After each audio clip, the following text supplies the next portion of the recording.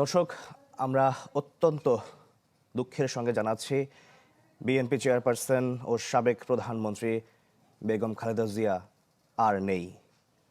আজ সকাল ৬টায় রাজধানীর এভারকেয়ার হাসপাতালে শেষ নিঃশ্বাস ত্যাগ করেন তিনি।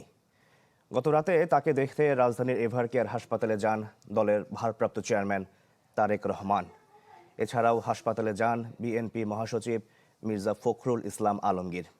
এর আগে হাসপাতালে গিয়েছিলেন খালেদা জিয়ার জ্যেষ্ঠ পুত্রবধূ ডাক্তার জুবাইদা রহমান, বড় বোন সেলিনা ইসলাম, ছোট ভাই শামীম ইস্কান্দার, তারেক রহমানের মেয়ে জাইমা রহমান ও আরাফাত রহমান কোকোর মেয়ে জাহিয়া রহমান।